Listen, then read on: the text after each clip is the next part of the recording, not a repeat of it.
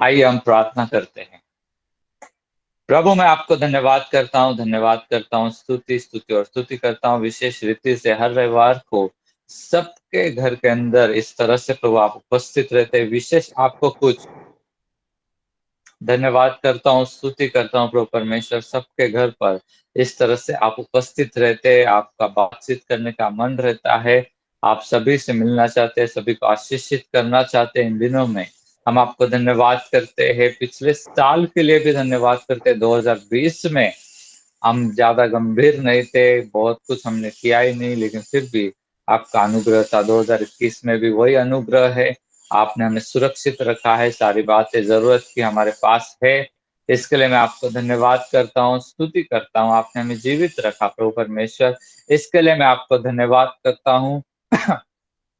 जो यहाँ पर तूफान भी आया, लेकिन फिर भी वहां उसमें से भी आपने हम सभी को सुरक्षित रखा। हम आपको धन्यवाद धन्यवाद और धन्यवाद करते, निरंतर हमारी भलाई करते रहता है परमेश्वर। हम आपको धन्यवाद करते, पवित्र आत्मा धन्यवाद करते, प्रभु यीशु धन्यवाद करते, निरंतर हमारे संगति में आप रहते हैं, हमें चलाते, इसलिए हम आपको धन्यवाद करते। Thank you Lord. धन्यवाद प्रभु, धन्यवाद प्रभु, धन्यवाद प्रभु। आपका योजना हमें समझ में नहीं आता बहुत बार, लेकिन प्रभु आप पर विश्वास करते हैं। आज का ये समय प्रभु परमेश्वर आपके हाथ में हम सौंप रहे हैं। वचन के द्वारा सभी के साथ बातचीत कीजिए, हर एक के मन को खोलिए, कानों को खोलिए, आंखों को खोलिए, ताकि आपको देख सके, आपको सुन सके, आपके दिल को पहचान सके प्रभु परमेश्वर। सभी को आपके हाथ में सौंपते, सब आपके हाथ में सौंपते, आप चलाइए यीशु के नाम से, आमीन। आमीन।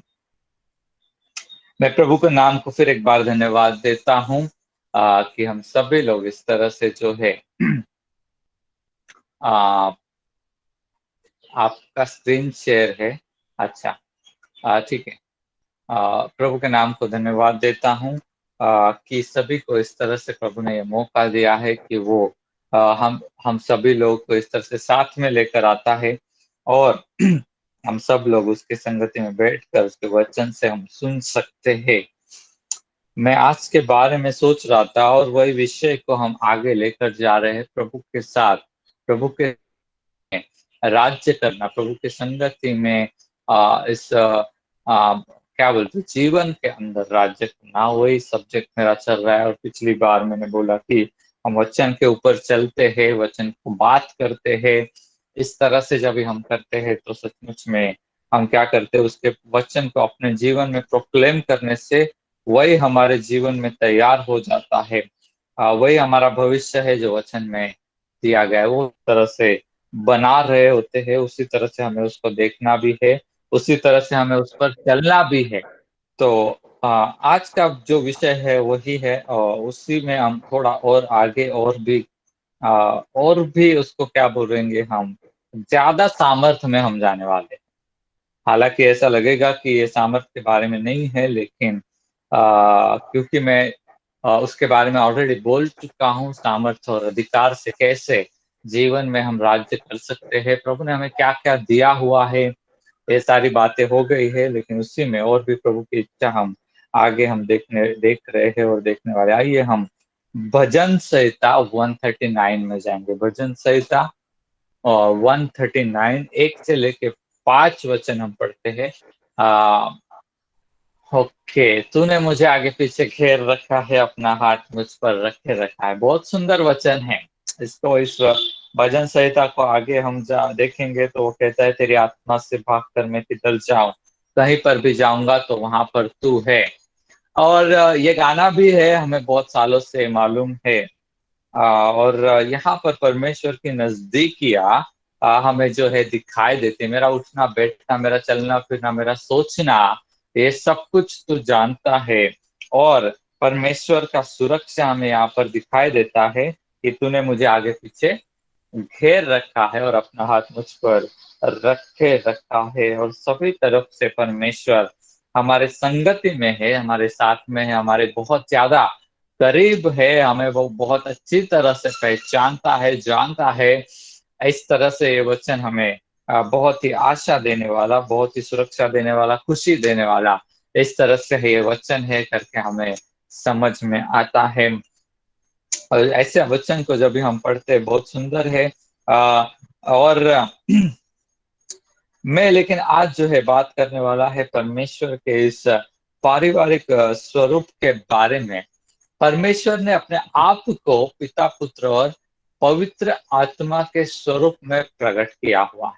हम सभी को यह मालूम है, पिता, पुत्र और पवित्र आत्मा इस पारिवारिक रूप में, परिवार की संज्ञा में या परिवार के रूप में परमेश्वर ने अपने आप को अकेला प्रकट नहीं किया है कि बस परमेश्वर है और बाकी कुछ भी नहीं, ऐसा नहीं प्रकट किया।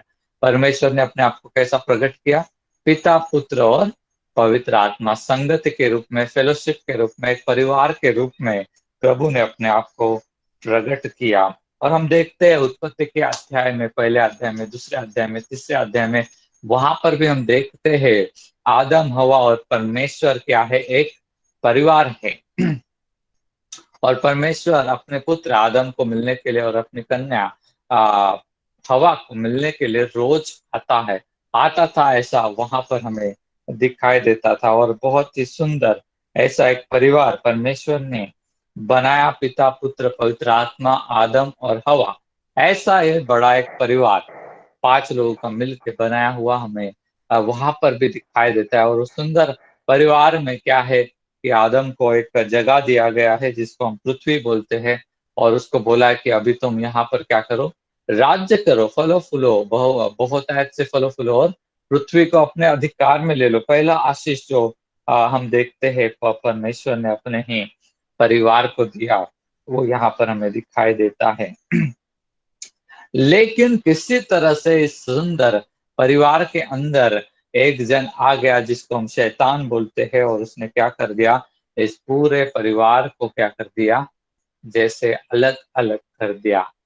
और क्या कर दिया? जो कमजोर लोग थे, आदम और हवा, उनको बहला के, फुसला के, जैसे तैसे क्या कर दिया कि उनको पाप करने के लिए मजबूर किया, पाप उनसे करवा के लिया, और उनको परमेश्वर से या पिता से बहुत बहुत बहुत दूर कर दिया। उसने झूठ बोला कि तुमको ये मिलेगा, तुम भी परमेश्वर की जैसे बन जाओगे, तुमको ज्ञान, अच्छाई और बुराई का ज्ञान मिलेगा तो तुम परमेश्वर के जैसे बन जाओगे। लालच को उत्पन्न किया उनके उनके उनके जीवन के अंदर। जो चीज का उनको जरूरत नहीं, वो चीज उनको जरूरत है, ऐसा करके प्रेजेंट किया उनके सामने, ऐसा दिखाया गया।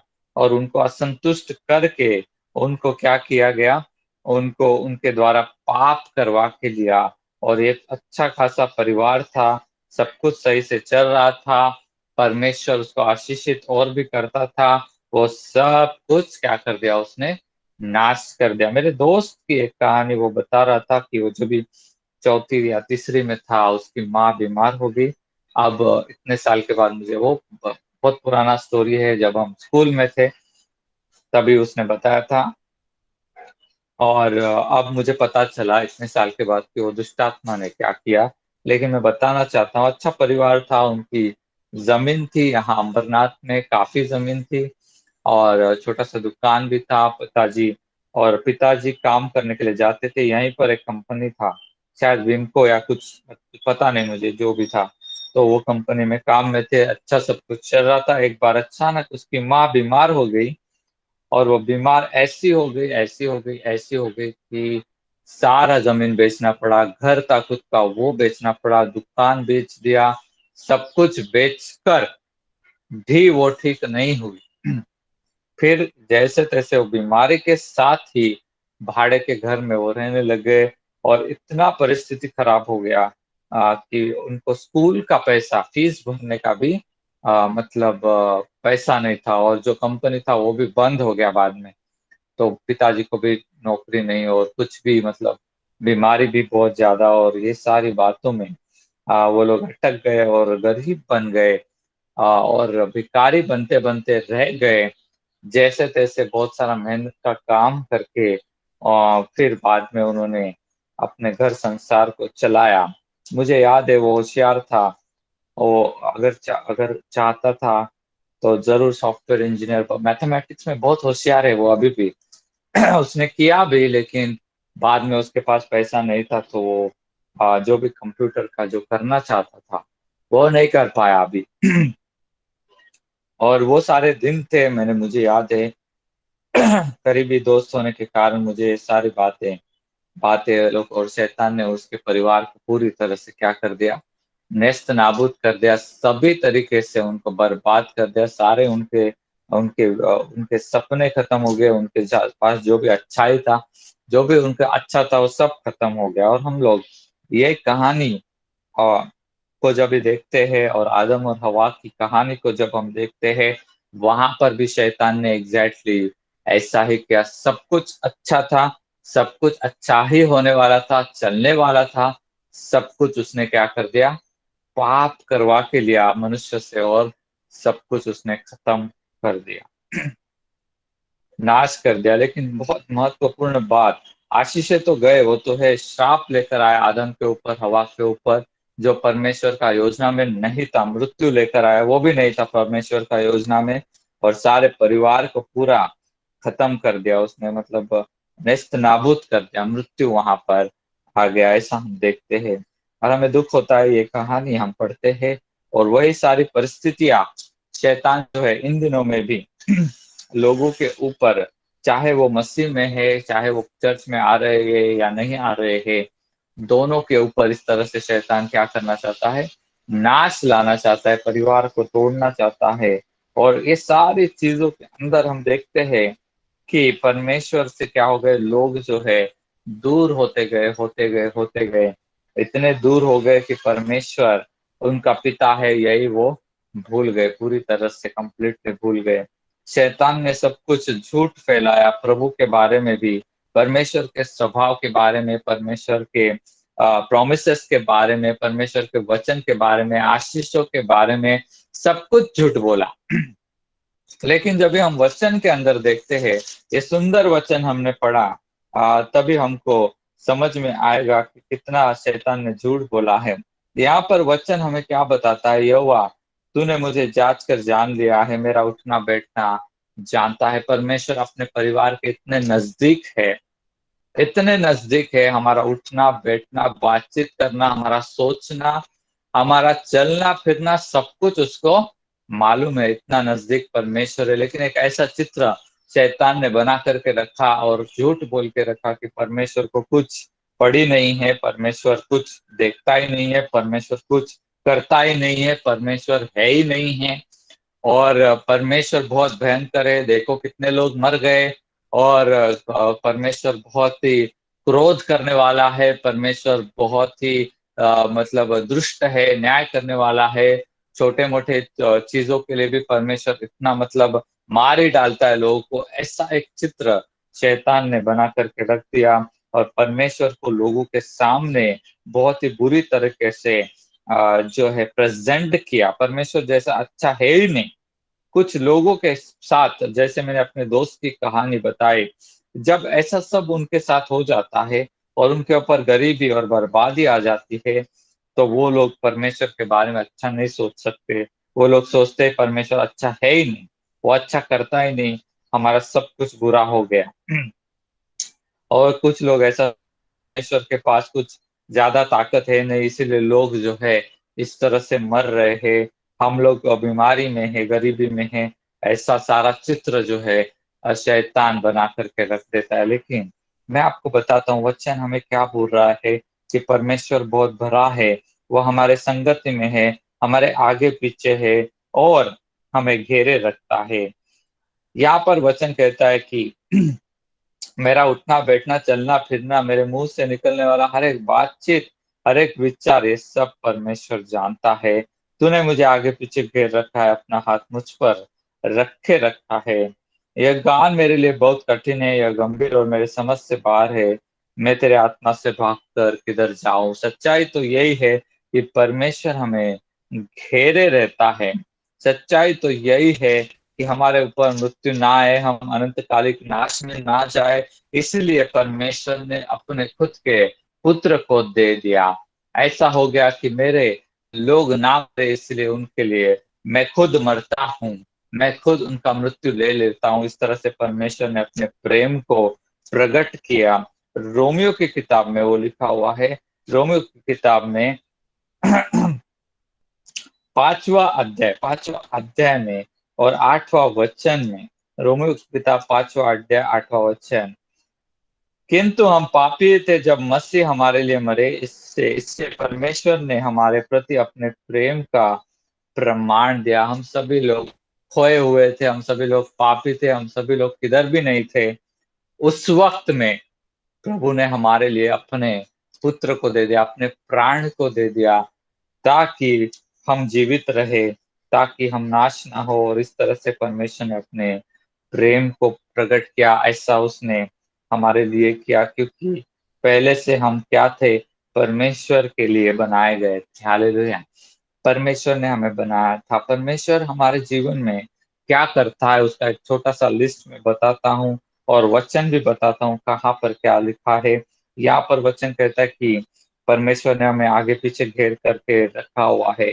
पिछले दिनों में, पिछले रविवार में मैंने बात किया, परमेश्वर ने हमें सामर्थ्य दिया, अधिकार दिया, ताकि हम उसके साथ राजा के, उसके जो राजा है वो महान राजा, उसके गद्दी पर बैठकर हम भी उसके साथ राज्य करें। ऐसा उसने हमें हमारे साथ किया है। शैतान के ऊपर हमें, दुष्ट आत्मा के ऊपर हमें अधिकार दिया, बीमारियों के ऊपर अधिकार दिया, मृत्यु के ऊपर अधिकार दिया, परिस्थितियों के ऊपर अधिकार दिया, सामर्थ्य दिया, पवित्र आत्मा दिया, ताकि हम क्या करें, जीवन के अंदर राज्य करें। कैसा राज्य करें? उसके साथ बैठकर राज्य करे, उसके परिवार के अंदर वो हमें फिर एक बार लेकर आया। हालेलुया। आइए कुछ वचनों को हम देखेंगे। परमेश्वर हमें यहाँ पर हमें दिखाई देता है, हमारा उठना बैठना चलना फिरना सब कुछ प्रभु को मालूम है। हमारी सुरक्षा क्या है, उसके हाथ में है। उसने अपना हाथ मुझ पर रखे हुआ है और वो मुझे घेरे हुए है। ये सच्चाई है हमारे लिए। मैं और भी बताता हूँ, परमेश्वर ने हमें परिस्थिति के ऊपर राज्य करने का अधिकार दिया है। उसने कहा, यदि कोई इस पहाड़ से कहे उठ और समुद्र में गिर जा, और मन में संदेह न करे, बल्कि विश्वास करे जो कह रहा हूं वैसा हो जाएगा, तो उसके लिए वैसा ही हो जाएगा। परिस्थिति के ऊपर उसने हमें अधिकार दिया। मरकुस की किताब 11वां अध्याय 23वें वचन में ये वचन लिखा हुआ है। और क्या दिया उसने हमें, मैं उसके, और परमेश्वर हमारे हमारे लिए क्या करता है, हमारी जरूरतों को पूरा करता है। भजन संहिता 23:1 सबको पता है, परमेश्वर मेरा चरवाहा है, मुझे कोई घटी नहीं होगी, वो मुझे हरी हरी चराइयों में चराता है। तो परमेश्वर ने हमें क्या किया है, परिस्थिति के ऊपर अधिकार दिया। परमेश्वर हमारी जरूरत को पूरा करता है। परमेश्वर हमें, हमारे ऊपर प्रेम करता है। जॉन 3:16, यूहन्ना 3:16, परमेश्वर ने जगत से ऐसा प्रेम किया कि उसने अपना एकलौता पुत्र दे दिया। और परमेश्वर हमारे साथ क्या करता है, परमेश्वर हमारी प्रार्थनाओं को उत्तर देता है। तुम जो कुछ प्रार्थना में मांगते हो, विश्वास करो कि वह तुम्हें मिल गया है और वह तुम्हें दिया जाएगा। मरकुस 11:24 में लिखा हुआ है। परमेश्वर हमारा सम्मान करता है। परमेश्वर अपने लोगों को जो है सम्मानित, महिमामय करता है। कहाँ पर लिखा है? रोमियो की किताब 8वां अध्याय 30वां वचन। और परमेश्वर हमें चुन कर लेता है। मैं वचन पढ़ता हूँ, उसने जिनसे पहले निश्चित किया उन्हें बुलाया भी, जिन्हें बुलाया उन्हें धार्मिक भी ठहराया, और जिन्हें धार्मिक ठहराया उन्हें महिमान्वित, महिमामय भी किया। जिनको परमेश्वर ने बुलाया उनको, जिनको धर्मी ठहराया उनको महिमामय भी किया, उनको सम्मानित भी किया। हालेलुया। तो परमेश्वर हमें घेरे रखता है, परमेश्वर हमारी जरूरतों को पूरा करता है, परमेश्वर हमारे सुरक्षित रखता है, परमेश्वर हमारी प्रार्थनाओं को उत्तर देता है, परमेश्वर हमें परिस्थितियों के ऊपर विजय देता है, शैतान के ऊपर विजय देता है, अधिकार देता है। परमेश्वर हमें सम्मान देता है, महिमा देता है। ये सब हमारे पास नहीं था, नहीं था हमारे पास कोई महिमा वगैरह। हमारे पास तो आशा भी नहीं था जीवन जीने का, परमेश्वर ने हमें दी। हालेलुया। ये सारी बातें परमेश्वर हमें देता है। उसका कारण क्या है पता है आपको? क्योंकि परमेश्वर अभी भी हमें अपना ही परिवार समझता है। हालेलुया। हालेलुया। जो तोड़ा परमेश्वर ने, अरे वो शैतान ने जो तोड़ा, वो शैतान ने तोड़ा तो जरूर था, लेकिन परमेश्वर ने, परमेश्वर के दिल से मनुष्य के लिए जो प्रेम है वो शैतान नहीं तोड़ पाए। Hallelujah. Hallelujah. Hallelujah. Praise the Lord. परमेश्वर के दिल में जो प्रेम है मनुष्य के लिए, वो नहीं तोड़ पाए। हाँ, ये ज़रूर बात है कि परमेश्वर ने मनुष्य को जब ये पाप किया, तो उस आदम की वाटिका से उसे गार्डन से बाहर तो निकाला, लेकिन प्रेम से बाहर वो नहीं गया। इसीलिए परमेश्वर आपके लिए ये सारी बातें करता है। इतना सारा सुंदर, बहुत सारा प्रेम से भरा हुआ एक परिवार परमेश्वर ने हमें दिया हुआ है। हम परमेश्वर के परिवार में आ चुके हैं। जितनों ने उस पर विश्वास किया, उतनों को उसने परमेश्वर की संतान होने का अधिकार दिया। इस परिवार के अंदर जहाँ पर पिता, पुत्र, पवित्र आत्मा थे, वहां पर ही हमको भी परमेश्वर लेकर आया हुआ है। ये सुंदर फैमिली था, पर परफेक्ट फैमिली था। यहाँ पर सब कुछ शुद्ध था। एक दूसरे पर सभी लोग विश्वास करते थे। आदम परमेश्वर पर विश्वास करता था, परमेश्वर आदम पर विश्वास करता था। आदम और हवा एक दूसरे के ऊपर विश्वास करते थे और एक दूसरे से प्रेम करते थे, एक दूसरे के लिए काम करते थे और एक दूसरे के दिल की इच्छा को पूरा करते थे। हालेलुया! ये सब अभी तो टूट गया, लेकिन ऐसा नहीं था। मैं आपको बता रहा हूँ, एक फैमिली जो परमेश्वर ने बनाया, वो कैसा फैमिली था, परफेक्ट फैमिली था, शुद्धता वहाँ पर, पवित्रता था, एक-दूसरे के ऊपर विश्वास करते थे, एक-दूसरे के लिए काम करते थे और एक-दूसरे के साथ संगति करते थे। रोज़ परमेश्वर उनके साथ बातचीत करने के लिए आता था। इस तरह से परमेश्वर ने सब कुछ अच्छा बनाया था और परमेश्वर चाहता था कि आदम और हवा के साथ और भी अच्छा होते जाए, पृथ्वी के ऊपर फलद्रुप वो बने रहे। फलदायी बनो, ये ना पहला आशीष था। फलो-फूलो, पहला आशीष परमेश्वर ने दिया। फलदायी बनो, अभी हमको बताना पड़ता है कलीसिया को फलदायी बनो। फलदायी वगैरह से दूर हो गए लोग, लेकिन मैं आपको बता रहा हूँ जो बनाया था, बहुत सुंदर परमेश्वर ने बनाया और आज भी परमेश्वर हमें उसी परिवार के अंदर लेकर आया। वही सुरक्षा, वही फेलोशिप, वही सहभागिता, वही अधिकार, वही ज़रूरतों को पूरा करना, ये सारी बातें परमेश्वर हमारे लिए लेकर आया। लेकिन शैतान ने इस परिवार को जब ये तोड़ दिया और अभी हम देखते हैं कि लोग जो है अब अब अभी अभी क्या हो गया, फिर हम देखते हैं कि ऐसा प्रभु लेकर तो आया सभी को, लेकिन सभी लोग इस बात को समझ नहीं पाए। मसीह लोग, बहुत सारे लोग जो चर्च में आते हैं, इस पारिवारिक संबंध को बहुत सारे सालों तक समझ नहीं पाए। कैसा होता है, लोग जब नए-नए आते हैं, उनका उनका कुछ बीमारी रहता है, कुछ तकलीफ रहता है, कुछ दुःख रहता है, इसीलिए वो प्रभु के पास आते हैं और फिर वो कहते हैं कि हमारे लिए प्रार्थना करो, हमारा ये समस्या है। फिर उनके लिए प्रार्थना होता है, उनको चंगाई मिलता है, तो उनको प्रभु बहुत अच्छा लगता है। लेकिन वहीं पर उनका रिश्ता वैसा ही रह जाता है कि जब संकट आएगा, प्रभु के पास आओ, प्रार्थना करो, संकट जाएगा, फिर अपना-अपना काम हम अपना-अपना करने लगते हैं। जो कुछ भी हमको अच्छा लगता है पर जीवन के अंदर, उसी में हमारा जीवन, वो हमारे जीवन में कुछ बदलाव नहीं होता है। हम सालों-साल चर्च में आते हैं और विशेष रीति से तब हम प्रभु के पास और ज़्यादा नज़दीक आते हैं, जब जब ऐसा बीमारी या तकलीफ आता है और जब वो चला जाता है, हम फिर वापस दुनियादारी में, अपना-अपना काम में वापस बिज़ी हो जाते। लेकिन इस तरह से प्रभु ने बनाया हुआ नहीं था। मैं आपको बताता हूँ क्या हो गया, जब पाप आ गया, शैतान ने जो प्रभु के साथ हमारा रिश्ता था, वो रिश्ता तोड़ दिया, नाश लेकर आया, श्राप लेकर आया और एक बहुत श्राप के बाद क्या हो गया, मनुष्य क्या था, प्रभु के साथ चलता था, प्रभु प्रभु के ऊपर देखता था, प्रभु के लिए उसका जीवन था, काम करता था, वो भी खुद के लिए नहीं। सब प्रभु ने उसको जो दिया वो सब करता था वो। लेकिन जब भी श्राप आया पाप की वजह से, मनुष्य का सारा ध्यान काम के ऊपर और पेट के ऊपर चला गया। पेट के लिए क्या करना है, काम करना है।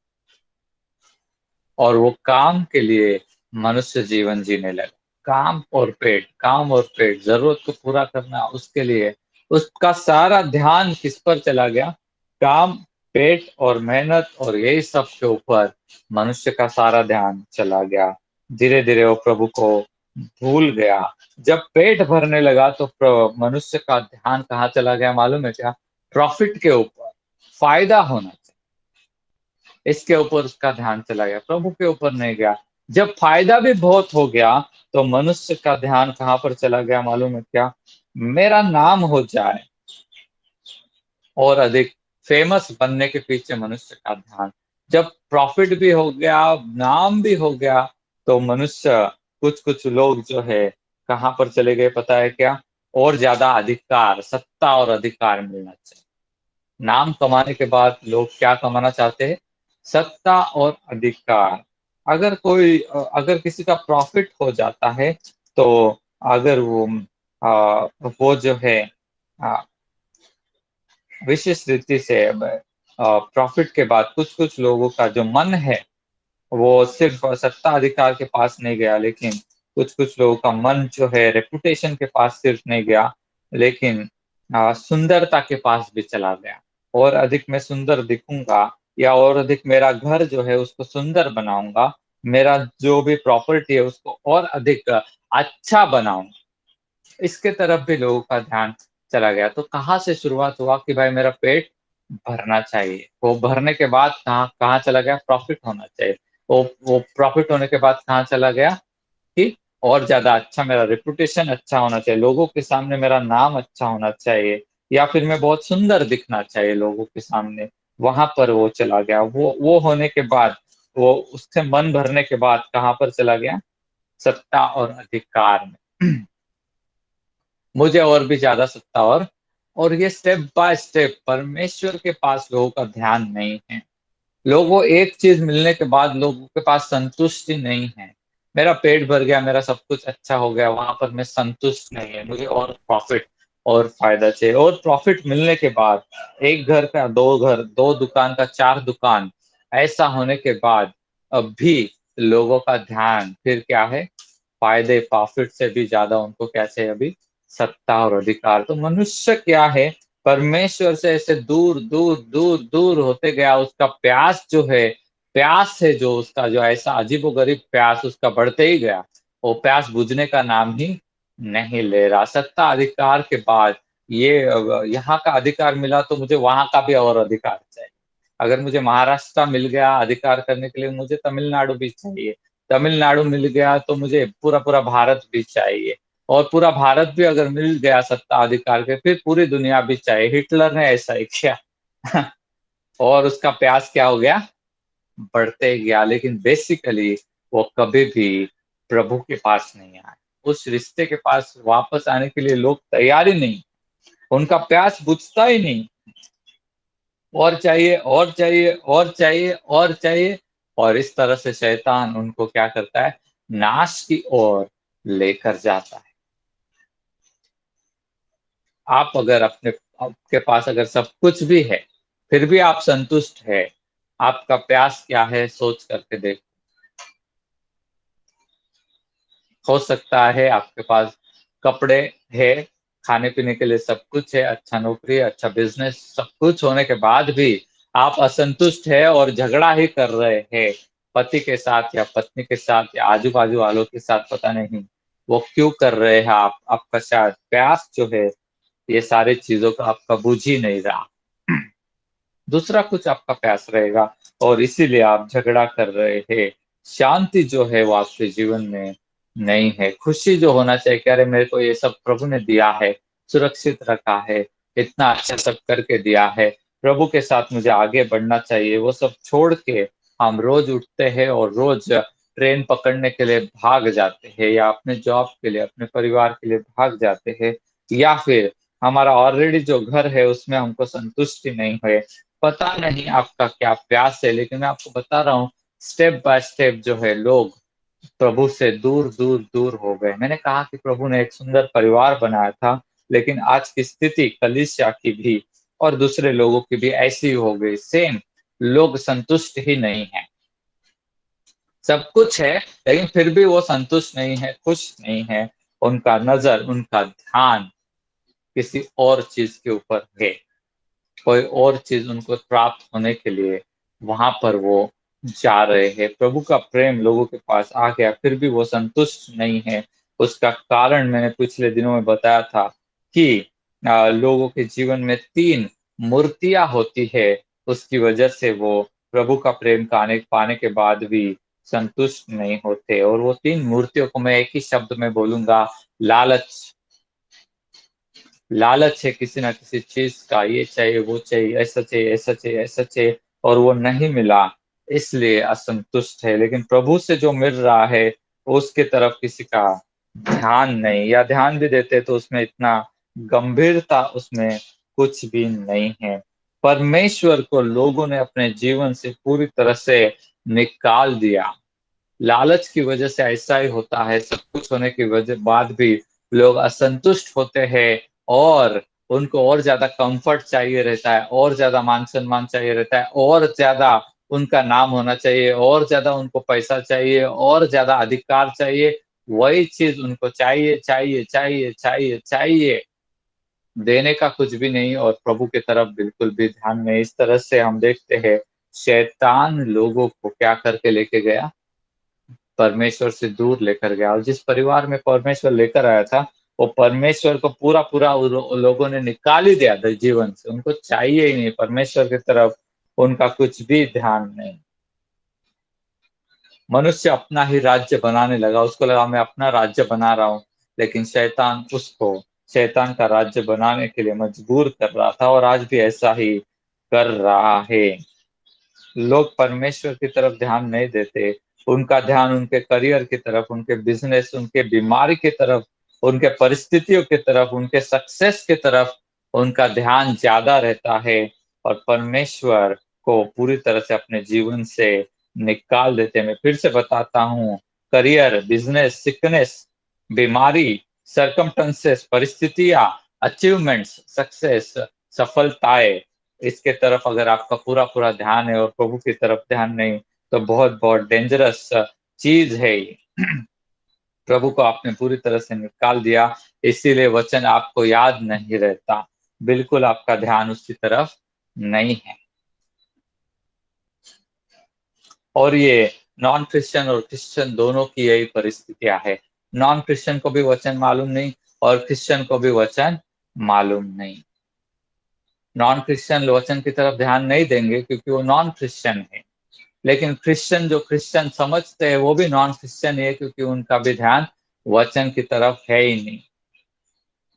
पिछले रविवार को एक छोटा सा बात मैंने बोला, बहुत सारे लोगों ने किया ही नहीं। ठीक है, मैं आगे आ चाहता हूँ, लेकिन प्रभु आपसे फिर भी प्रेम करता है, ये सच्चाई को हम ना नहीं बोल सकते। इसलिए आपको सुरक्षित रखा है, इसलिए ऑनलाइन आप देख सकते। कुछ लोगों ने बोला हमारे पास पैसा नहीं, हम ऑनलाइन नहीं आ सकते। आप आ सकते हैं, आपको अभी भी चांस है, अभी भी वक्त है।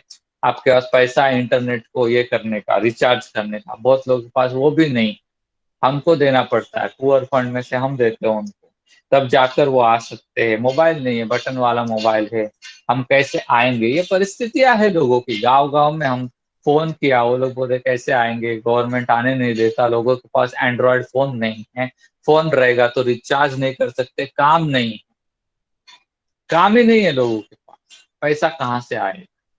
ये सारी परिस्थितियों में लोग इंतजार कर रहे हैं कभी हमको चर्च में जाने को मिलेगा। हमारे पास आज ऑनलाइन यहाँ पर है, हमको बोला गया लेकिन हमने किया नहीं। उसका कारण ये है कि हम प्रभु से दूर है। क्रिश्चियनिटी, मसीही एक धर्म बन गया, रिश्ता नहीं, धर्म।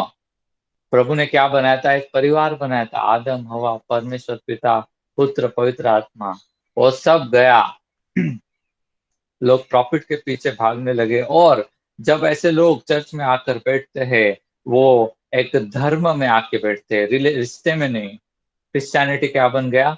धर्म बन गया। सुबह जाओ, रविवार को बैठो, गाना गाना है गाना गाओ, सामने से बोला जाएगा नाचो तो नाच लिया, सामने से बोला जाएगा फेलोशिप करो, एक सहभागिता करो, सहभागिता करेंगे, घर पे चले जाएंगे, और रविवार को जाते वक्त सोचेंगे मटन लेना है या चिकन लेने का है। ये बहुत लेट हो गया, अभी क्या करते हैं, होटल से खाना पड़ेगा।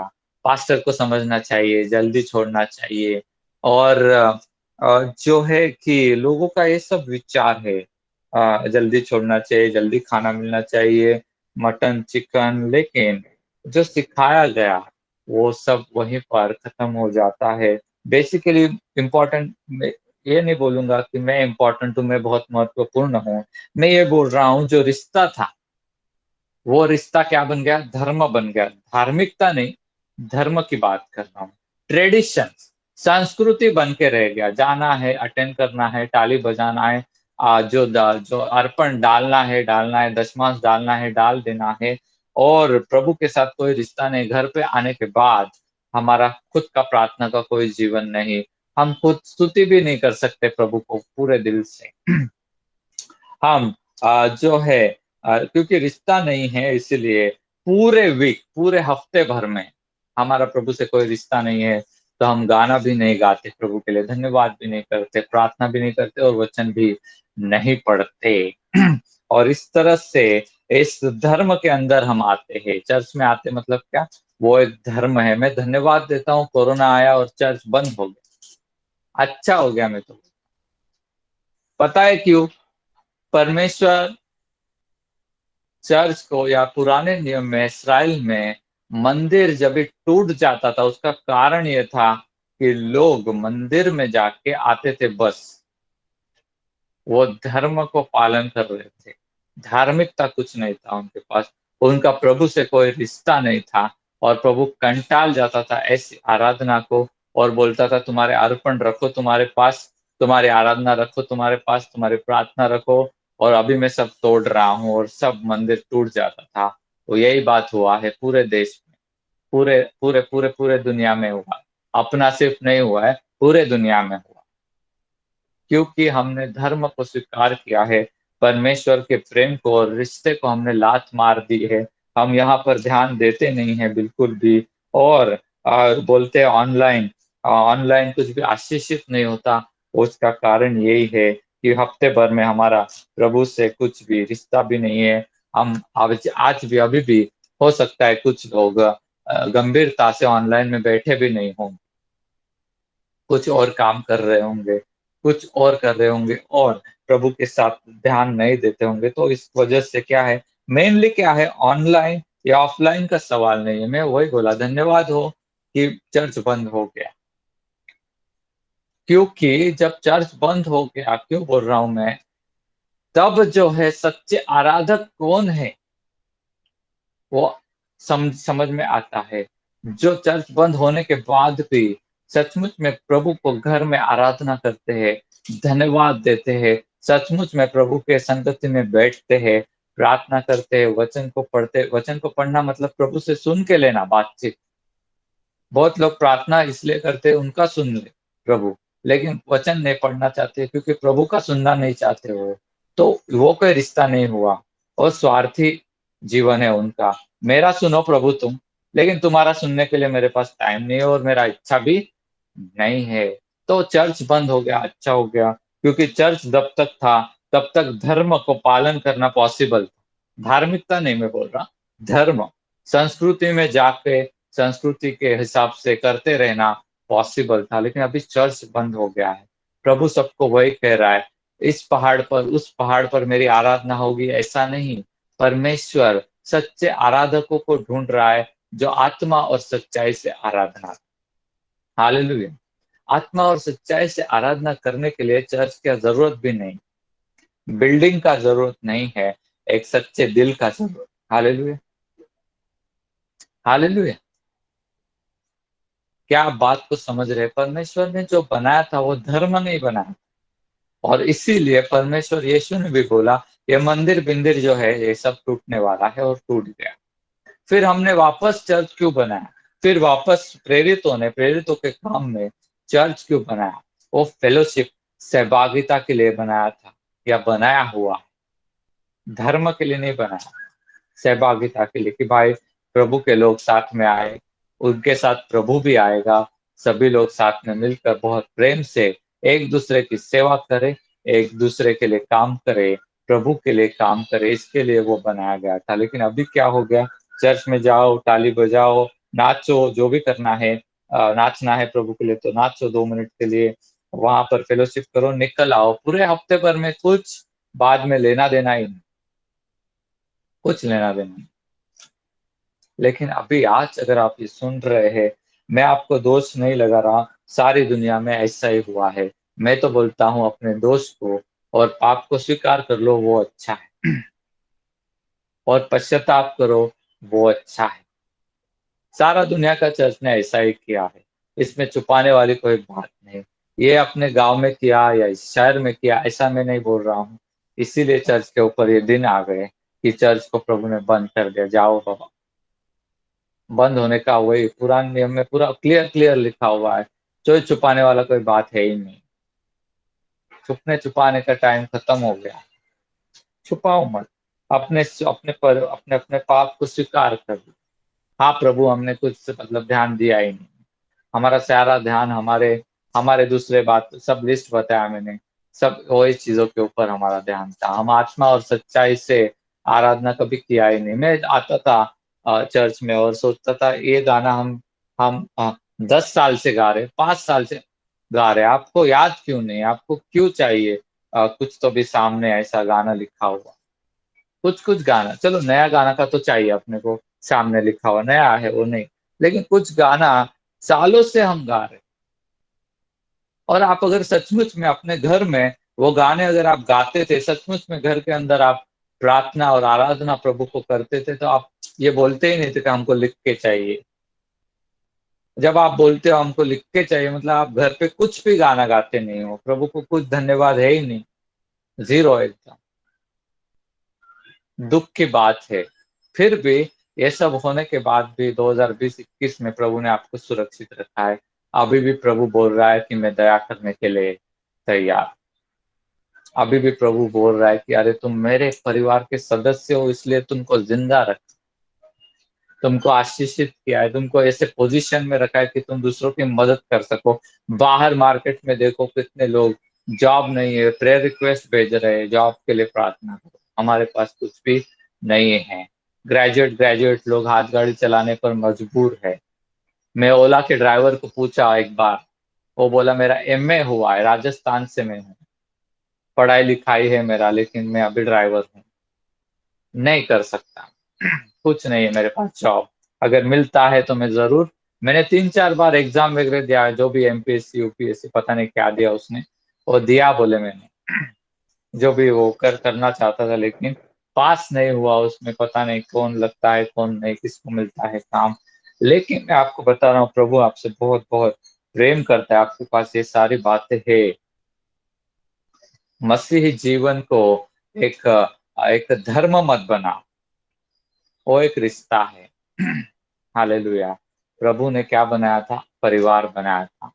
शैतान ने तोड़ दिया, तो हमारा अभी काम क्या है? वापस वैसा ही हम रहे। हम बोलते हैं प्रार्थना करो प्रार्थना करो, ऐसा हम बोलते हैं, तो लोगों को वो भी कंटाला आता है। वो कंटाला क्यों आता है? क्योंकि प्रभु के साथ प्रार्थना करना मतलब हमारे पिता के साथ बात करना, हमारे स्वर्गीय पिता के साथ बात करना। उसके लिए आपको कंटाला आता है, इसका मतलब आपका कोई रिश्ता उसके साथ है ही नहीं। आप सिर्फ धर्म में हो, क्रिश्चियन धर्म के अंदर आप आके बैठते हो, वो धर्म के अंदर आपने बपतिस्मा लिया है, बस उतना ही। और ये आपको काम में नहीं आएगा, कुछ भी काम।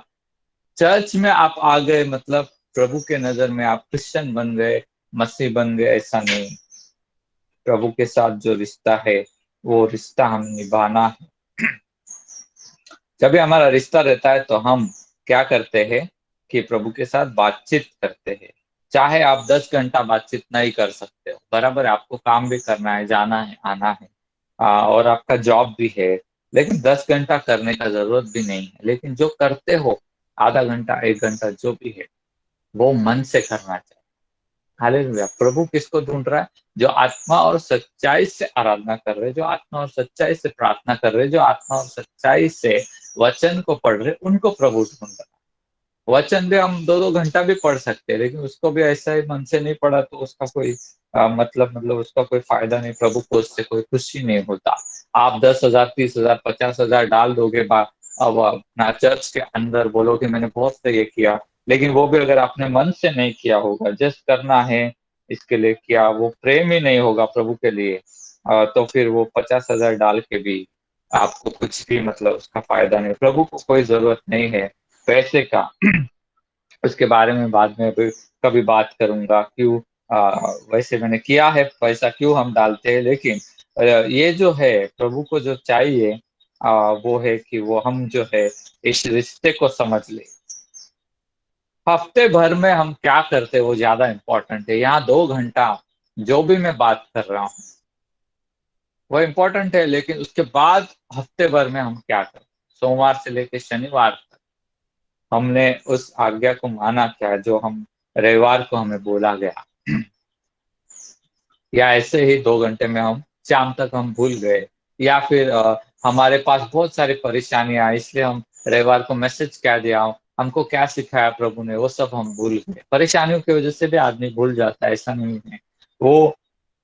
इसीलिए मैंने कहा कि मनुष्य का ध्यान जो है परमेश्वर के पास से पूरा पूरा हट गया, और मनुष्य का ध्यान काम, सक्सेस या तकलीफ इसमें बहुत ज्यादा लग गया। वो उसका रिश्ता, शैतान ने बराबर क्या किया, परमेश्वर के साथ मनुष्य का रिश्ता पूरा पूरा तोड़ ही दिया। मसीही जीवन जो है वो रिश्ते का जीवन है। अगर परमेश्वर के साथ हमारा कोई रिश्ता नहीं हफ्ते भर में, और सिर्फ हम रविवार को आके यहाँ पर बैठ रहे हैं, सुन रहे हैं, जा रहे हैं, तो मैं आपको बताता हूँ ऐसा कुछ भी आप नहीं कर रहे हैं जो परमेश्वर को खुशी दे या परमेश्वर उससे आनंदित हो। परमेश्वर का वचन हमें इसीलिए याद नहीं रहता क्योंकि उससे, उस वचन से हमने कभी प्रेम किया ही नहीं।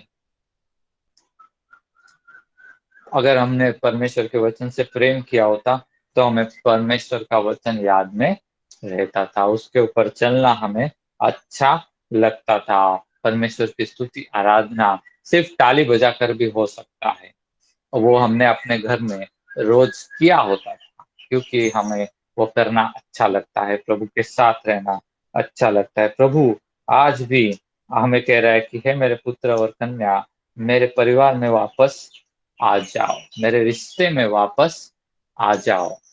हालेलुया। ये परिवार क्या है, फैमिली क्या है? कोई मुझे बोल रहा था पिछले रविवार को फैमिली के बारे में आप बात करने वाले थे, तो पता नहीं मैंने किया कि नहीं, लेकिन मैं अभी बता रहा हूँ फैमिली क्या है, एक्सपेक्टेशन क्या है, प्रभु क्या क्या मतलब बनाया, क्या प्रभु ने एक परिवार बनाया, मतलब क्या बनाया। मैं आपको बता रहा हूँ, आप बहुत ध्यान से सुनना कि ये चर्च बंद हो गया, अच्छा हो गया, ये मैं क्यों बोल रहा हूँ, और फैमिली क्या है और क्या एक्सपेक्ट कर रहा है प्रभु, और वो ठीक से अभी सुनना। बहुत बहुत बहुत इम्पोर्टेंट बात मैं बात कर रहा हूँ। प्रभु आपसे अभी भी प्रेम करता है, इसीलिए आपको ये मौका है कि आपको ये समझा रहा है। अगर प्रभु का क्रोध आता तो एक ही मिनट में मनुष्य मर सकता था, लेकिन आप मरे नहीं, मैं भी नहीं मरा, ये प्रभु का अनुग्रह है। आइए हम देखते हैं कि फैमिली क्या है, क्या बनाया प्रभु ने, और क्या वो चाहता था और क्या चाहता है अभी भी। परमेश्वर चाहता है कि ऐसा एक अनंतकालिक रिश्ता हो जो कभी ना टूटे। हालेलुया। ऐसा एक प्रेम से भरा हुआ रिश्ता हो जो कभी भी ना टूटे। ऐसा वाला फैमिली आदम हवा के साथ और हमारे साथ भी प्रभु बनाना चाहता है। दूसरी बात, ये फैमिली के अंदर प्रभु चाहता है कि हम एक दूसरे को सपोर्ट करें। हालेलुया। सपोर्ट करें मतलब प्रभु जो बात कह रहा है उसको हम मान ले, उसको हम सपोर्ट करें। ऐसा नहीं प्रभु कुछ कह रहा है और हम बोल रहे कि नहीं हमको नहीं करना है, जाओ अभी तुम उधर ही, तुम्हारा काम है तुम करते बैठो, प्रभु हमको कुछ लेना देना नहीं, इसको सपोर्ट नहीं बोलते। फैमिली बोलेगा तो वो सपोर्ट करना चाहता है, प्रभु जो कह रहा है उसको भी। और हम जो कहते हैं प्रभु को, प्रभु से प्रार्थना करते हैं प्रभु हमको ये चाहिए, प्रभु अपने को सपोर्ट करता है। हालेलुया। तो वो जैसा सपोर्ट करता है वैसा ही वो चाहता है कि हम भी सपोर्ट करें। स्ट्रेंथन, प्रभु चाहता है कि एक दूसरे को हम शक्ति दे। अभी हम तो प्रभु को शक्ति नहीं दे सकते, लेकिन प्रभु चाहता है कि हम एक दूसरे को शक्ति दे, हम एक दूसरे के लिए काम करें, हम एक दूसरे के हम एक दूसरे के लिए आनंद का विषय बने। प्रभु हमारे लिए आनंद का विषय हो, और हम भी, हमारा जीवन ऐसा पवित्र हो कि उसको भी हमारी तरफ देख के आनंद लगना चाहिए। फैमिली बोलेगा तो क्या, फेलोशिप बोलेगा तो क्या बनाया प्रभु ने, सुख दुख में सहभागी हो, प्रभु हमारे दुखों में भी सहभागी है। ये बात समझना थोड़ा मुश्किल है, लेकिन समझ करके लो, प्रभु हमारे सारे दुखों में सहभागी हुआ जब उसने उस क्रूस को उठाया। हालेलुया। जो तकलीफ, जो दुख, जो श्राप हमारे ऊपर आने वाले थे, वो सहभागी हो गए। हालेलुया। वैसे ही आज भी वो हमारे दुखों में भी सहभागी रहता है, हमारे साथ आंसू भी वो बहाता है। और जब वो आंसू बहा रहा होता है तो वो एक्सपेक्ट करता है कि हम भी उसमें सहभागी हो। पवित्र आत्मा के आंसू, परमेश्वर के आंसू बाइबल में दिए गए हैं। परमेश्वर का आत्मा रोकर प्रार्थना करता है लोगों के लिए, और परमेश्वर का आत्मा और परमेश्वर चाहता है कि हम भी उसी तरह से रोकर लोगों के लिए प्रार्थना करें, उसी तरह से हम उसमें सहभागी होते हैं। Hallelujah, hallelujah. तो ये है फैमिली। फैमिली मतलब आनंद भी है। प्रभु जब आनंद करता है किसी बातों के लिए, जैसे वचन में ऐसा लिखा है, अगर एक पापी पश्चाताप कर ले तो स्वर्ग में स्वर्गदूत भी आनंद करते हैं। और मैं आपको कहता हूँ परमेश्वर भी आनंदित होता है। उस आनंद में हमें सहभागी भी किया गया है। ऐसा नहीं है कि सिर्फ दुखी है और पूरा टाइम दुख है, आनंद है ही नहीं, ऐसा नहीं। ऐसा भी नहीं है कि पूरा टाइम आनंद ही है और परमेश्वर को आंसू होता ही नहीं है। यीशु भी रोया जब लाजरस वहां पर मरा हुआ था, और यीशु उसी तरह से अपने लोगों के लिए रोता भी है। उसमें भी हमको सहभागी होना है। इसी को परिवार बोला जाता है। आगे हम देखते हैं, जो कुछ भी काम हमारा होता है उसमें परमेश्वर सहभागी होता है। जो हमारा काम है, जब हम प्रार्थना करते हैं, प्रभु ये हमारा काम है, इसमें हमें मदद कीजिए, हमारे साथ। तो प्रभु, हम बोलते बाद में गवाही देते बड़ा बड़ा, तो देखो प्रभु ने ऐसा किया हमारे काम में, प्रभु ने मदद किया, उत्तर दिया। वो हमारा रिक्वेस्ट रहता है, उसको प्रभु पूरा करता है। वैसे प्रभु का भी काम है। प्रभु का काम क्या है? सुसमाचार सुनाना, ज्यादा लोगों को इस फैमिली के अंदर लेकर आना। वो चाहता है कि हम भी उसके काम में सहभागी हो जाए। जैसे वो हमारे काम में सहभागी हो गया, वो हमारी जरूरत को पूरा कर दिया, वैसे ही उसका भी कुछ काम है। उसका भी खेती है, वो भी एक मालिक है। उस खेती में हम भी सहभागी हो जाए। और जब भी एक आप में से बहुत सारे लोगों का खेती होगा, शायद आपके पिताजी खेती करते होंगे, और आपने पिताजी के साथ खेत में काम किया होगा। वो खेती उसका नहीं है, आपका भी है। हालेलुया। उसमें हम सभी लोग काम करें, ये भी प्रभु का इच्छा है। साथ में मिलकर असाइनमेंट करना, साथ में मिलकर काम करना, ये प्रभु का इच्छा है। इसीलिए प्रभु ने बोला है कि जाओ तुम मेरे खेत में क्या करो, काम करो। प्रभु का खेत में काम करना मतलब प्रभु के लिए काम करना, प्रभु के असाइनमेंट में, प्रभु के काम में उसका मदद करना, ये उसका इच्छा है। इसको क्या बोलते हैं? फैमिली बोलते हैं। इसको क्या बोलते हैं? परिवार बोलते हैं। साथ में मिलकर अचीव करना, साथ में मिलकर कुछ तो भी बड़ा करना, ये प्रभु करना चाहता है। अकेले अकेले प्रभु खुद भी कर सकता है, लेकिन वो उसका सिस्टम, उसका इच्छा वो नहीं है। अपने परिवार के साथ, अपने लोगों के साथ मिलकर वो क्या करना चाहता है? अपनी महिमा को प्रकट करना चाहता है, अपने कामों को करना चाहता है। जिम्मेदारी जो प्रभु के ऊपर है, सभी को बचाना, वो जिम्मेदारी प्रभु अपने परिवार के साथ मिलकर करना चाहता है। हालेलुया। सबको बचाना, यीशु मसीह का काम क्या है? सबको बचाना, सबको उद्धार हो। यीशु इस दुनिया में क्यों आया? सभी को बचाने के लिए आया। और वही काम में वो अपने परिवार के लोगों को क्या करता है? सहभागी करता है, और बोलता है मेरे साथ तुम काम करो। ये मेरे परिवार में आ गए हो तुम मेरे साथ काम करो। इसको बोलते हैं फेलो, इसको बोलते हैं परिवार। मैं फिर से बताता हूँ शब्द और शब्द में। रविदास जी आप लिख सकते हैं तो इंग्लिश में लिख दो। हाँ, never ending fellowship of love. ऐसा एक सहभागिता जिसमें बहुत सारा प्रेम हो और जो कभी भी खत्म ही ना हो, जहां मृत्यु ही ना है, जहां खत्म ही नहीं होने वाला फेलोशिप, सहभागिता। Support, strength, Joy, sorrows. never ending fellowship of support and strength and joy and sorrows and assignments and achievements and responsibilities।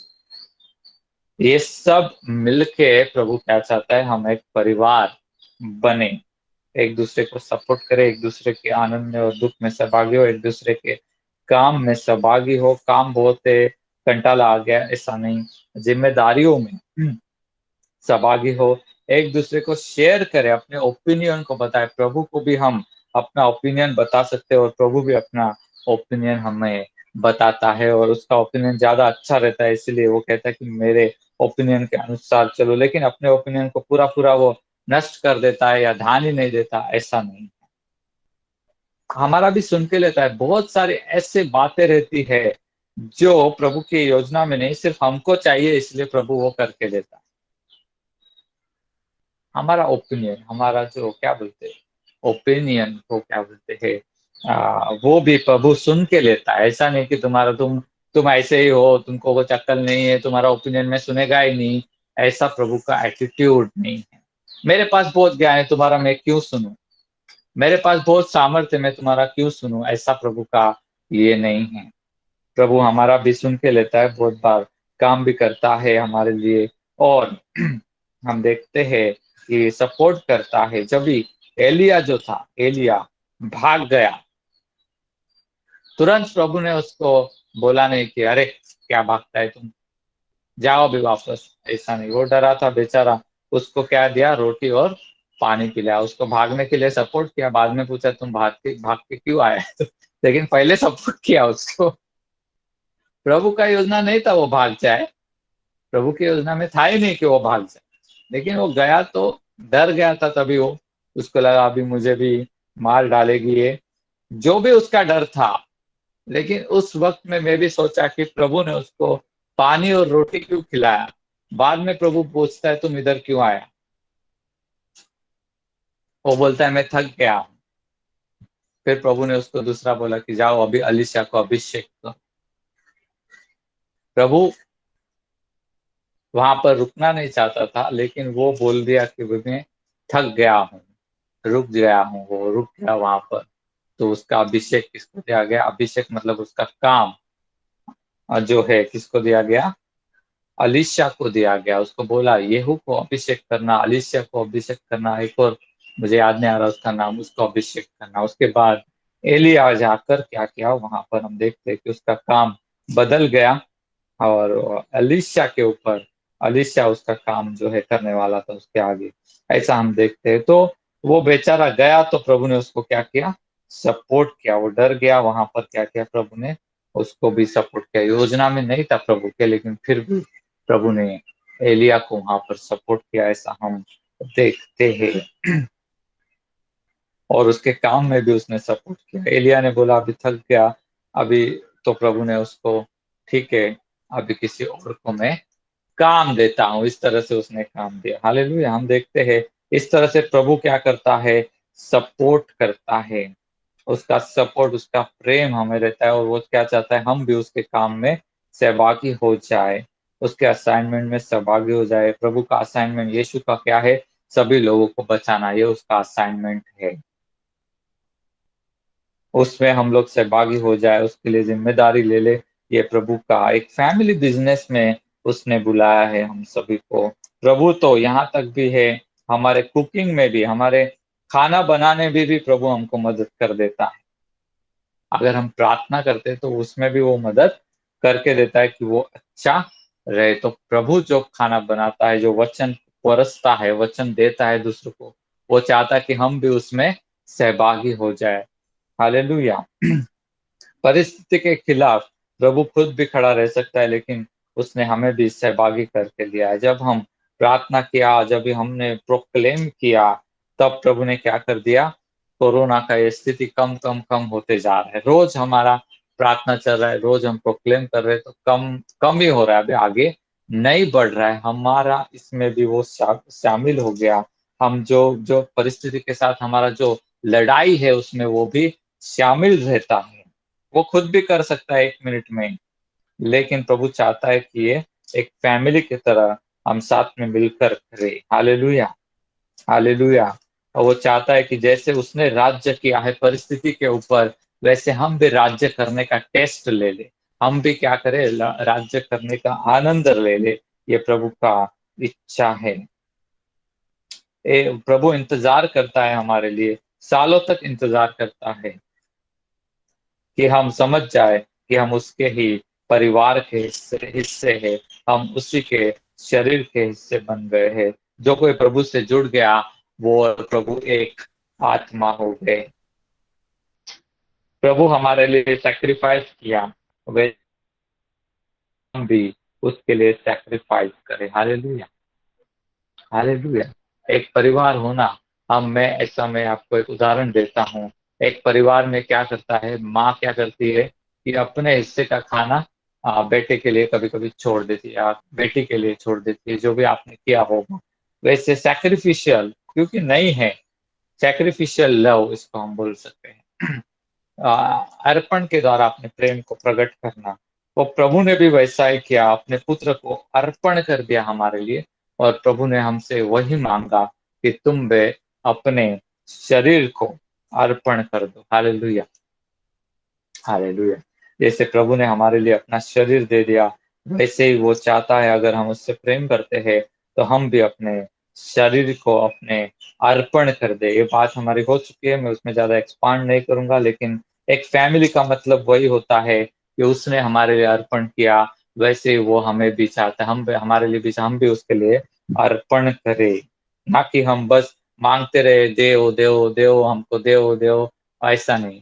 अर्पण भी है उसमें। अर्पण को हम सेपरेट नहीं कर सकते, क्रूस को हम अलग नहीं कर सकते फैमिली से। हालेलुया। अगर हमने कर दिया तो हम गलत दिशा में जरूर चले जाएंगे और हम क्रूस को अलग नहीं करेंगे। अर्पण भी रखा हुआ है, यदि हम प्रेम करते हैं। अब्राहम ने भी प्रभु से प्रेम किया, अपने इकलौते पुत्र को उसने भी अर्पण किया। Hallelujah. Sacrificing for each other, waiting for each other, fighting with the situation, परिस्थिति के साथ, एक दूसरे के साथ, फाइटिंग अगेंस्ट सिचुएशन टुगेदर, हम साथ में मिलकर इस राज्य को बना रहे हैं। राज्य भी प्रभु जब भी कर रहा है तो साथ में मिलकर। हालेलुया। परमेश्वर यीशु मसीह हमारा सिर है और हम उसके क्या है, शरीर है। साथ में मिलकर क्या कर रहे हैं हम लोग, राज्य कर रहे हैं, सब कुछ साथ में मिलकर। हंसना भी और रोना भी, चलना भी, दौड़ना भी, कुछ अचीव करना है तो वो भी साथ में मिलकर करे। ये प्रभु का चाहे। एक सिंपल शब्दों में अगर मैं बोलूं, सादे शब्दों में, बहुत इसको, ये सभी चीजों को एक ही वाक्य में अगर बोलना है तो जो कुछ भी हम करते हैं हम साथ में मिलकर करें, ये प्रभु की इच्छा है। हालेलुया। जो भी बातचीत हम करते हैं हम प्रभु के साथ मिलकर बातचीत करें। जो भी विचार हम करते हैं प्रभु के साथ मिलकर हम विचार करें। जो भी काम हम करते हैं उसके साथ मिलकर हम करें। प्रभु ने बोला है, मेरा वादा है, ना तो मैं तुम्हें कभी छोड़ूंगा ना कभी ठुकराऊंगा। ऐसा वादा उसने किया क्योंकि हम उसके परिवार हैं, उसके परिवार हैं। हालेलुया। अभी कोरोना के दिनों में बहुत सारे परिवार के लोग जो है सीधा सीधा आईसीयू में जाकर बैठ गए उधर। उनको कोरोना नहीं है, उनके रिश्तेदार को कोरोना है। आखिर तक वो बचाने की कोशिश किया। क्यों? क्योंकि उनका परिवार है, उनका परिवार है, इसीलिए क्या किया, वो रिस्क लिया है उन्होंने। मुझे कोविड भी हो गया चलेगा, लेकिन मैं इसका सेवा कर रहा हूं या कर रही हूँ। बहुत सारा केसेस ऐसा हो, वही सेम बात है, प्रभु भी वैसा ही करता है। Hallelujah, hallelujah. आखिर तक वो बचाने की कोशिश करता है क्योंकि हम उसके परिवार हैं। ऑक्सीजन लगा, ऐसा ऑक्सीजन, फिर भी लोग रेमडेसिविर के लिए भाग रहे इधर उधर। आखिर तक बचाने की कोशिश कर रहे लोग, मालूम है कि मर जाएगा फिर भी वो कोशिश कर रहे हैं। क्यों? क्योंकि वो उनका परिवार है। मैं आपको बताता हूँ, यीशु मसीह भी आखिरी सांस तक हमें बचाने की कोशिश करेगा। हालेलुया। क्योंकि हम उसका परिवार है और बचाने की कोशिश भी करता है। अगर हम पाप में ही मर रहे हैं तो आखिरी सांस तक भी बचाने की कोशिश करेगा। अगर हम पाप में नहीं मर रहे तो बहुत खुशी की बात है, तो फिर बचाने की कोशिश का क्या जरूरत है? तो हम उसको मालूम है कि ये मेरे पास ही आने वाला है। Hallelujah, hallelujah. लेकिन अगर मनुष्य पाप कर रहा है तो आखिरी सांस तक भी वो बचाने की कोशिश करता है, क्योंकि उसी ने हमें बनाया, हम उसी की प्रजा है, उसी से हम उत्पन्न हुए हैं, उसी के परिवार में वो चाहता है कि हम रहे। हालेलुया, हालेलुया, आखिर तक वो हमेशा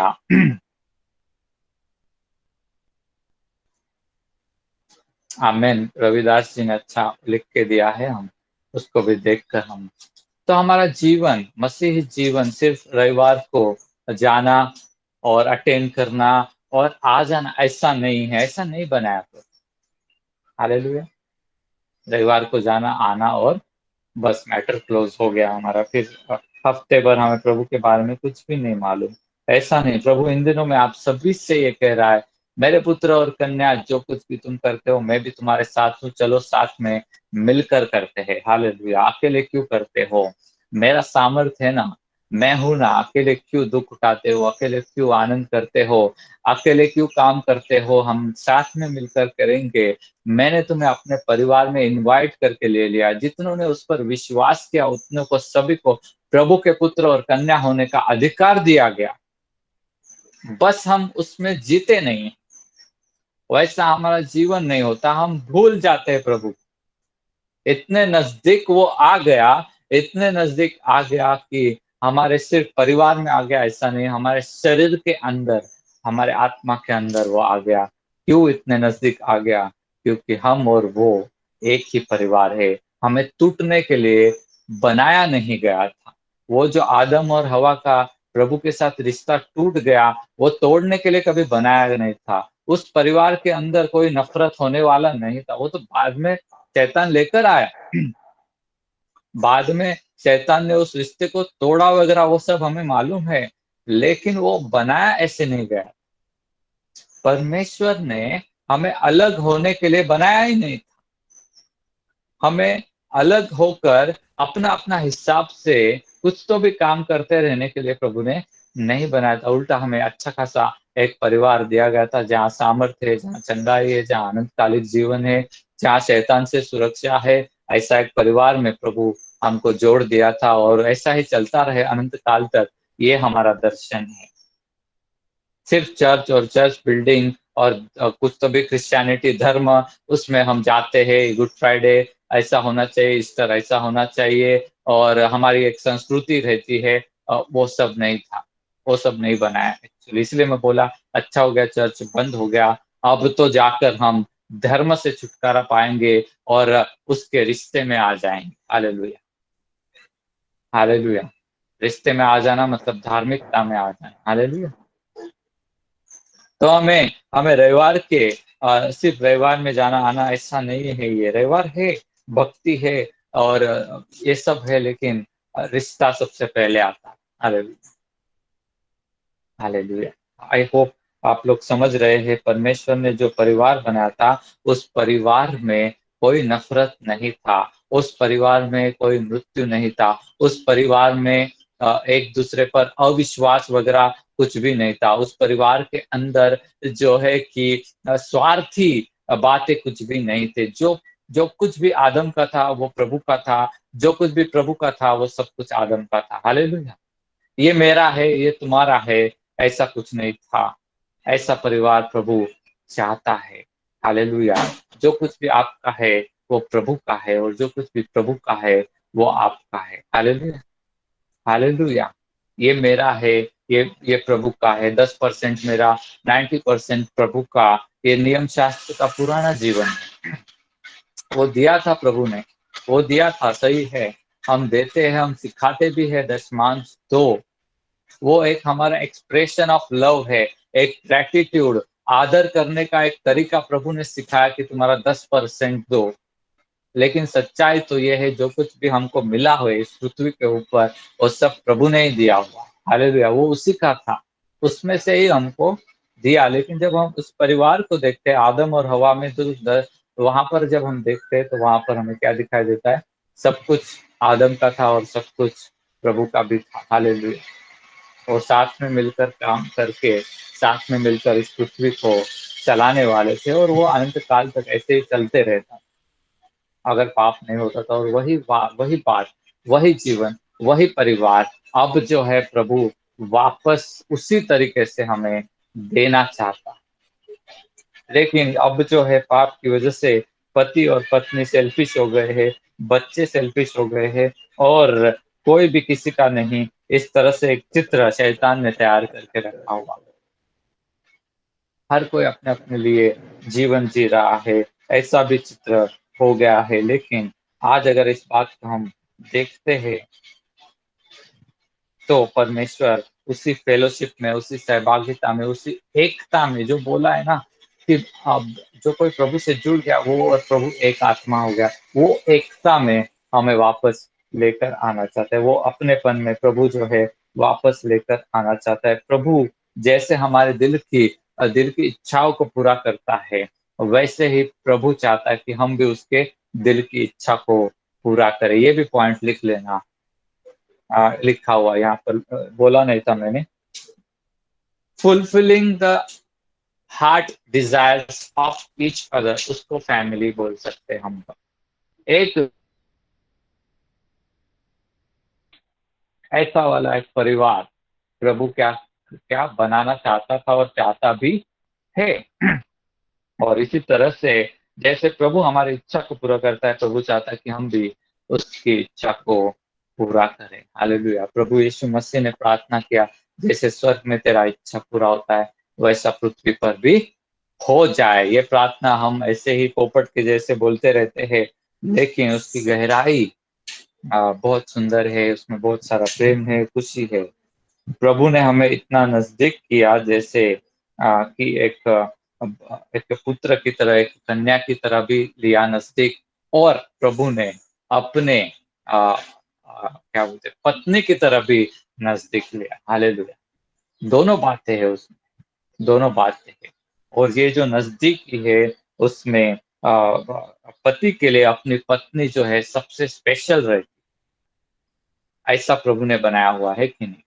कि उसके अलावा दूसरी कोई भी स्त्री उसको पसंद नहीं। इस तरह से आदम और हवा का रिश्ता वैसा ही था, वैसा ही कलीसिया, चर्च और प्रभु का रिश्ता है, यीशु मसीह का रिश्ता है कि उसके अलावा दूसरा कोई उसको पसंद नहीं आएगा। इतना स्पेशल उसने हमें बनाया, वो स्पेशलिटी रहता है पत्नी का।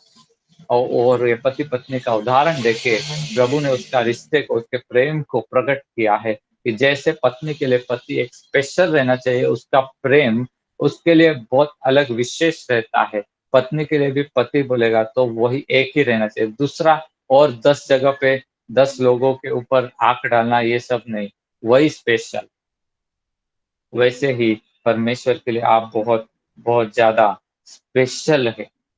और वो क्या करता है, आपका आपका सारा ज़रूरत को पूरा करता है। पति का क्या कैसा काम है कि वो बाहर जाता है, काम करता है और सारे ज़रूरत को परिवार के पूरा करता है। और पत्नी क्या करती है, पति के इसी काम में पत्नी उसको मदद करती है, लेकिन दूसरे तरीके से कि घर के अंदर रहकर घर की ज़िम्मेदारियाँ वो निभाती है। Hallelujah, hallelujah, hallelujah. और एक दूसरे को वो आदर करते, पति भी पत्नी को आदर कर सकता है और करना भी चाहिए, और पत्नी भी पति को आदर करती है, और दोनों क्या करते हैं।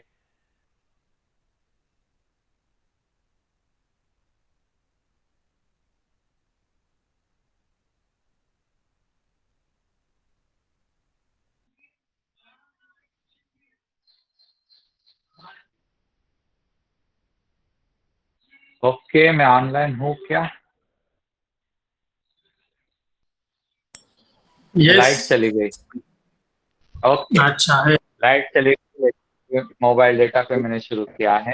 तो इस तरह से हम देखते हैं कि बहुत ही सुंदर परिवार परमेश्वर ने बनाया, जिसमें कोई नफरत नहीं थी, कोई पाप नहीं था, कोई अशुद्धता नहीं था, कोई स्वार्थ नहीं था, भविष्य की कोई चिंताएं नहीं थी। वहां पर सब कुछ अच्छा था, लेकिन शैतान ने आकर उसको तोड़ा। और आज जो है वक्त आ गया कि उसी फेलोशिप में, उसी सहभागिता में हम फिर एक बार वापस आ जाए।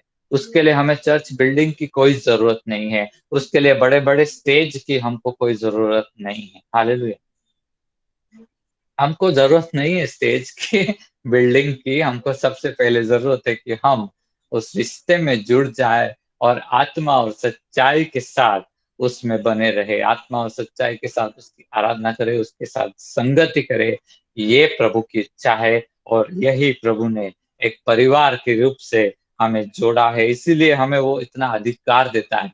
हम उसके परिवार है, इसीलिए वो हमें उसकी राजगद्दी पर बिठाता है। हम उसके परिवार है, इसलिए शैतान के ऊपर सारा-सारा अधिकार हमको दे कर के रखा हुआ है। हम उसके परिवार है, इसलिए बीमारी के ऊपर सारा अधिकार हमें दिया हुआ है। हम उसके परिवार है, इसीलिए उसका आत्मा वो हमें देकर चलाता है, सारी सच्चाई से हमें वो चलाता है। हम उसके परिवार है, इसीलिए अनंतकालिकता का वादा उसने हम हमारे साथ करके रखा हुआ है। हालेलुया!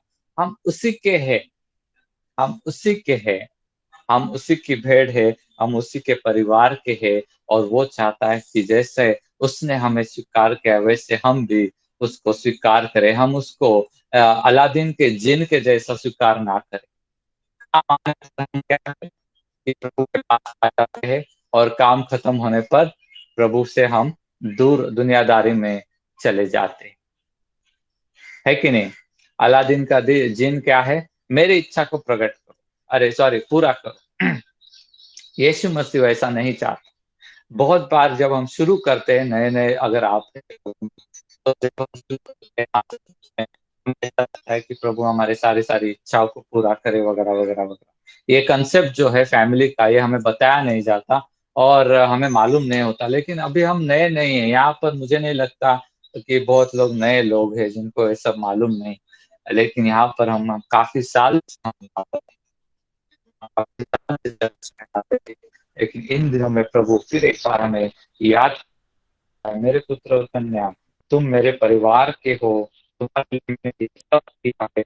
लेकिन मैं ये भी चाहता हूँ कि तुम भी मेरे साथ मिलकर ये सारी बातें करो। तुम भी मेरे साथ मिलकर अर्पण करो, तुम भी मेरे साथ मिलकर दुःख में सहभागी हो जाओ, तुम भी मेरे साथ मिलकर सुख में सहभागी जाओ, आनंद में सहभागी, तुम भी मेरे साथ सामर्थ्य में सहभागी हो जाओ, तुम भी मेरे साथ जीवन देने का काम करो। जो मुझ पर विश्वास करेगा उसमें से जीवन की नदियाँ बहेंगी। यीशु में से बहुत जीवन की नदियाँ बही। लेकिन उधर वो संतुष्ट नहीं था, वो चाहता था कि उसका परिवार भी क्या रहे, जीवन की नदियाँ बहाने वाला परिवार रहे। हालेलुया! हालेलुया! शैतान ने आकर हमें नफ़रत से भर दिया। शैतान ने आकर हमें स्वार्थ से भर दिया, शैतान ने आकर हमें डर से भर दिया पूरी तरह। शैतान ने आकर हमें भविष्य के बारे में झूठ बोल के रखा, तुम्हारा अच्छा होएगा ही नहीं, बुरा होएगा, कोरोना है, बीमारी हो जाएगा तुमको, बाहर मत जाओ, किसी से मिलो मत, यीशु के बारे में कुछ बोलो मत। ये सारी झूठी बातें उसने बोल कर के हमें जिस किसी भी तरीके से हमें क्या कर दिया,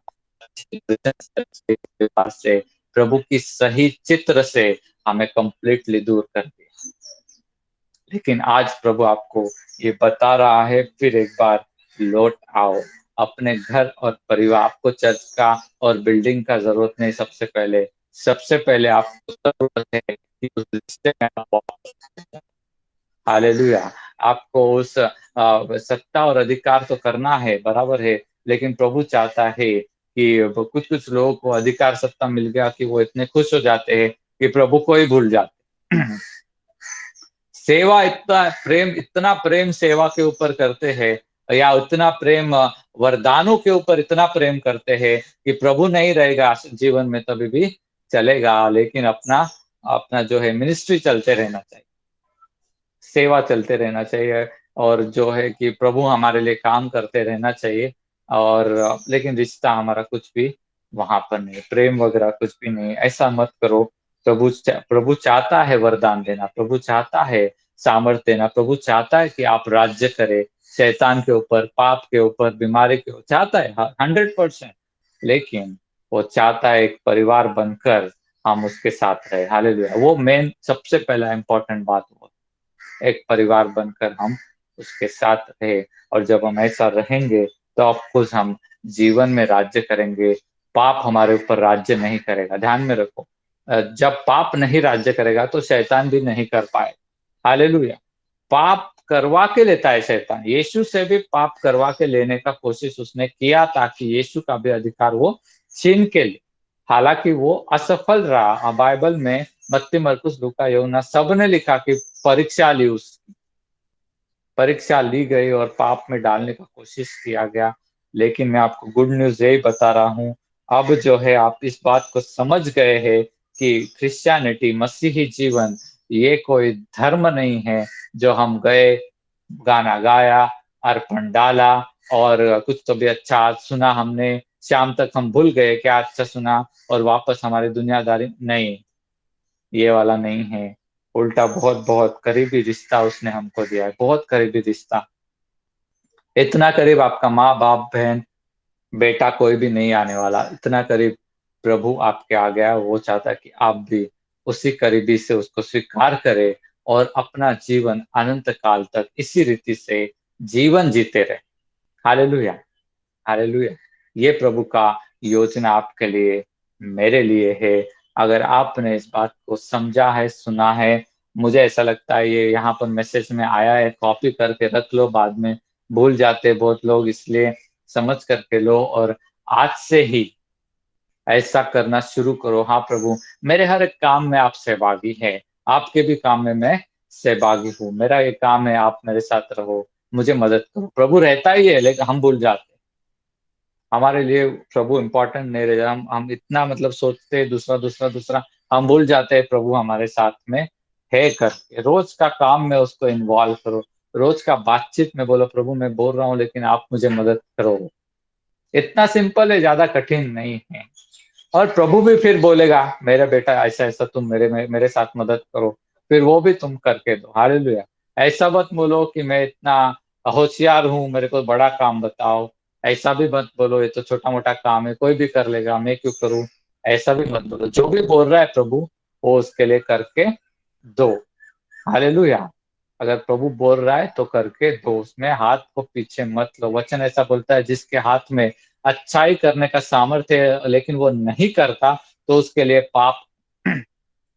इसके लिए जो भी प्रभु बोलता है, छोटा या बड़ा जो कुछ भी है, उसको करो, उसके काम में आप भी सहभागी हो जाओ। तो इन दिनों में मैं आपको बताता हूँ, सत्ता और अधिकार में जरूर चाहता है प्रभु हम रहे, जरूर चाहता है अनंत कालिकता में रहे, लेकिन उसके साथ साथ वो ये भी चाहता है कि उसको हम अपना पिता करके स्वीकार करें और इस परिवार के अंदर ये जो पारिवारिक बिजनेस है सुसमाचार सुनाने का और ज्यादा लोगों को इस परिवार में लेकर आने का, इस बिजनेस में भी हम सहभागी हो जाए।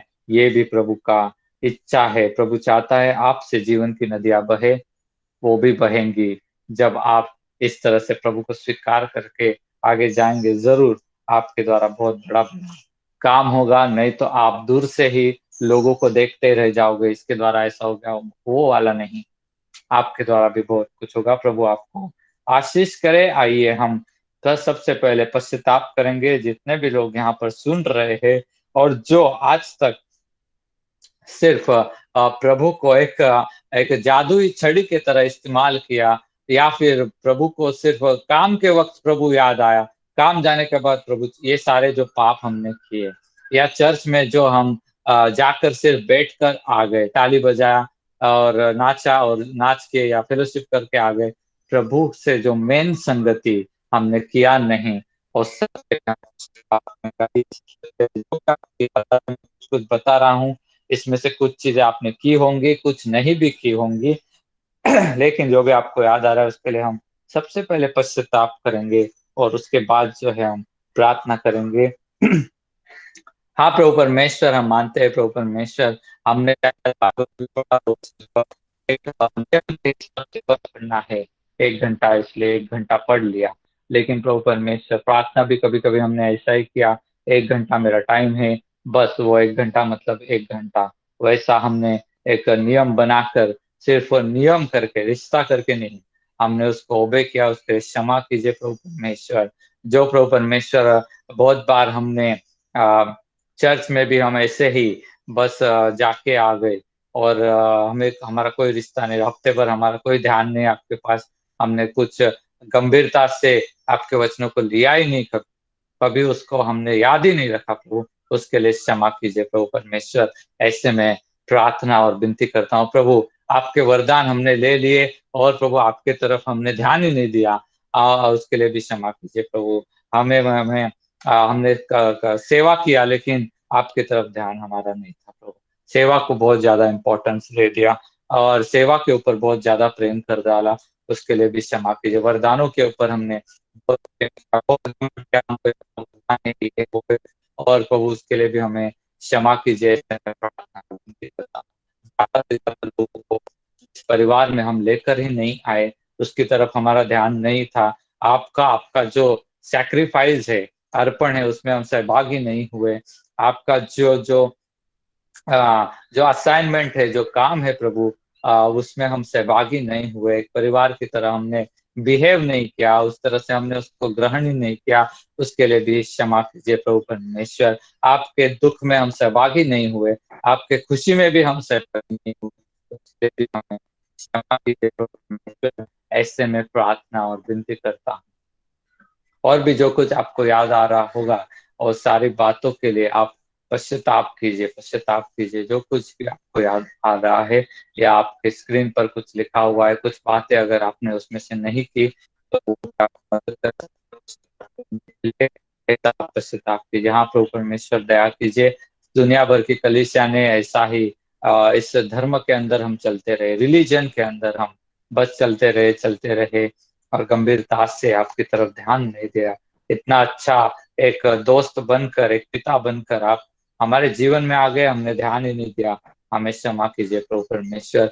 ऐसे में प्रार्थना और विनती करता हूँ। दुनियादारी की चीजों में हमें बहुत ही आनंद लगा और उसी में हम पड़े रहे बहुत सालों तक, उसके लिए भी हमें क्षमा कीजिए प्रभु परमेश्वर। हमें अपने घर, अपने परिवार, अपने बिजनेस, अपना करियर और अपना पैसा और अपना और भी चाहिए, अच्छा सब कुछ देने के बाद भी हम संतुष्ट ही नहीं थे। उसके लिए भी क्षमा कीजिए। संतुष्टि हमें नहीं थी, हम लालच में पड़े रहे प्रभु बहुत सारे सालों तक। उसके लिए भी क्षमा कीजिए। हमारा सारा ध्यान आपके तरफ नहीं था और सारी बातों पर हमने ध्यान दिया, दुनियादारी का जीवन हम जीते रहे। उसके लिए क्षमा कीजिए प्रभु परमेश्वर।